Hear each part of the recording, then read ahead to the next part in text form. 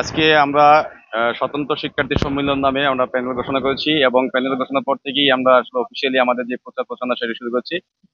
যদি বলি, শিক্ষার্থীদের পক্ষ থেকে আমরা ব্যাপক সাড়া পাচ্ছি এবং আসলে শিক্ষার্থীরা আমাদের পাশে আছেন। শিক্ষার্থীদের সহযোগিতা, তাদের পরামর্শ এবং তাদের দোয়াই কিন্তু কি আমরা এই যে এত এত বড় দলের ছাত্র সংগঠনের ভিড়েও কিন্তু আমরা কি স্বতন্ত্রভাবে নির্বাচন করার সাহসটা পেয়েছি। আমরা আশা করি শিক্ষার্থীরা শুধুমাত্র আমাদের পরামর্শ দোয়া দিয়ে ক্ষান্ত হবেন না। তারা আগামী 11ই সেপ্টেম্বর যে আমাদেরকে যেভাবে সাহস জুগিয়ে নির্বাচন দাঁড় করিয়েছেন, এবং আগামী 11ই সেপ্টেম্বর ব্যালট বিপ্লবের মাধ্যমে কি তারা আমাদের পাশে থাকবেন ইনশাল্লাহ। এবং ইনশাআল্লাহ।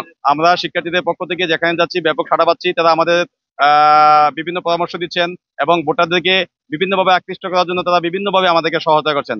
হলগুলোতেও আমরা যাব এবং আশা করি যেই যেই হলে আমরা যাব সেখানে ওই হলের শিক্ষার্থীদের পক্ষ থেকে আসলে আমরা ব্যাপক সাড়া পাবো, এটুকু আমরা বিশ্বাস করি। আর আপনারা জানেন যে জাহাঙ্গীরনগর বিশ্ববিদ্যালয়ে বিদ্যমান অনেকগুলো সমস্যা আছে।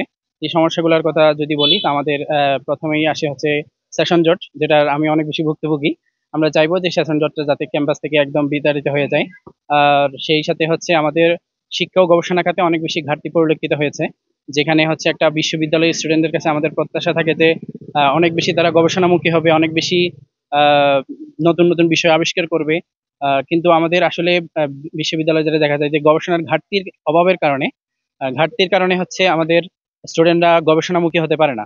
তো আমরা চাইবো যে বিশ্ববিদ্যালয়ের যে গবেষণামুখীর জন্য অনেক বেশি কাজ করবেন। সেই সাথে আমাদের ক্যাম্পাসে হচ্ছে পরিবহন সমস্যা, তারপর হচ্ছে মেডিকেল বা স্বাস্থ্যসেবার যে সমস্যাগুলো আছে সেগুলো প্রকট আকার ধারণ করেছে।